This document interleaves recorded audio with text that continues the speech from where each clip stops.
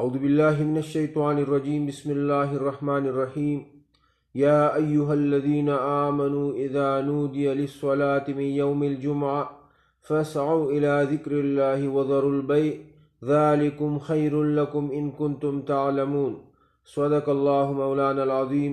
میرے محترم ناظرین، آج آپ حضرات کو جمعۃ المبارک کے متعلق اور ان کے چند فضائل وہ بیان کرنا چاہتا ہوں۔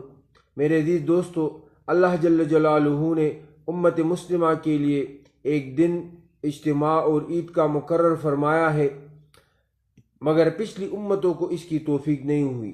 اللہ جل جلالہ نے یہود کو بھی دن دیا، لیکن انہوں نے یوم السبت کا انتخاب کیا اور اس کو اپنی اجتماع کا دن بنایا۔ نصارہ کو بھی اس کا انتخاب کا حق دیا، انہوں نے اتوار کا دن اس کی اجتماع کے لیے منتخب فرمایا۔ اللہ تبارک و تعالیٰ نے مسلمانوں کے لیے اجتماع کا دن جمعۃ المبارک مقرر فرمایا، اور مسلمان اللہ جل جلالہ کے دربار میں سارے مسلمان ایک جگہ پر ایک جامع مسجد میں اکٹھے ہو کر اللہ تبارک و تعالیٰ کی عبادت کرتے ہیں۔ میرے عزیز دوستو، جمعۃ المبارک کا سلسلہ حضرت محمد مصطفیٰ صلی اللہ علیہ وسلم کے آباء و اجداد میں حضرت کعب بن لؤی ان سے شروع ہوا تھا۔ وہ حضور علیہ السلام کے آباء و اجداد میں سے تھے، اور انہوں نے اپنی زندگی میں کبھی بھی بت پرستی نہیں کی تھی۔ انہوں نے اپنی زندگی میں جمعہ المبارک اور اس کے دن خطبے اور نماز کا اہتمام فرمایا تھا۔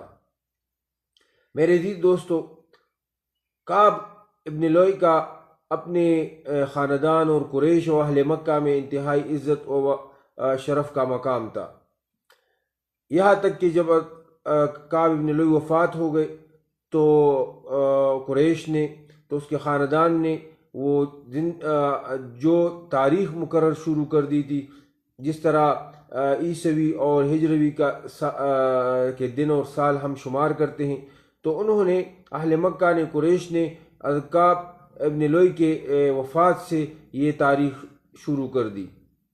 اس کے بعد جب عام الفیل کا واقعہ پیش آیا، اور تو پھر اس دن سے اہل مکہ نے، قریش نے یہ دن شمار کرنا شروع کیا۔ میرے عزیز دوستو، جمعۃ المبارک اسلامی تاریخ میں، دین اسلام میں اس کی عظمت وہ اظہر من الشمس ہے۔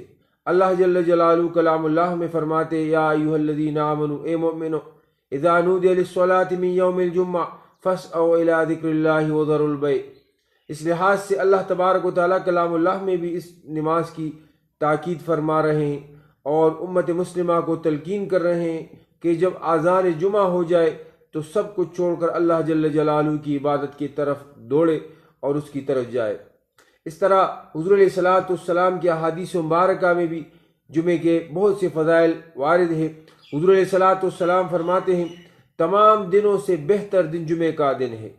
اس دن حضرت آدم علیہ السلام اللہ جل جلالہ نے اس کی پیدائش کی۔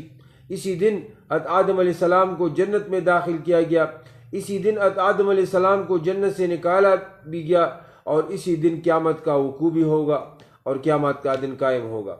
میرے عزیز دوستو، حضور علیہ السلام فرماتے ہیں کہ جمعے کا دن تمام دنوں کا سردار ہے، اور یہ اللہ جل جلالہ کے نزدیک بزرگ ترین دن ہے، حتیٰ کہ عید الفطر اور عید الاضحیٰ کے دنوں اس سے زیادہ اللہ تعالیٰ کے نزدیک اس کی عظمت ہے۔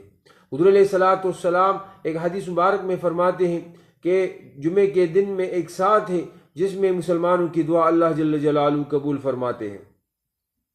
میرے عزیز دوستو، ہر روز دوپہر کے وقت حدیث میں آتا ہے کہ جہنم کی آگ کو زیادہ کیا جاتا ہے، تیز کیا جاتا ہے، لیکن جمعے کے دن دوپہر کے وقت جہنم کی آگ کو تیز نہیں کیا جاتا۔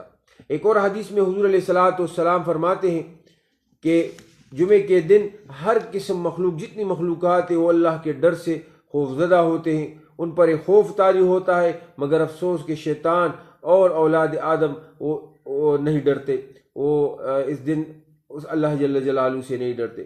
تو میرے عزیز دوستو، جمعۃ المبارک ایک عظیم دن ہے، اللہ تبارک و تعالیٰ نے ہم کو عطا کی ہے، اس میں ہمیں عبادت کا اہتمام کرنا چاہیے، اور نماز جمعہ پڑھنے کی خصوصی ہمیں اہتمام کرنا چاہیے، اور خود بھی اور اپنے اہل خانہ اور اولاد سب کو جو نماز جمعہ کی ادائیگی کا پابند کرنا چاہیے۔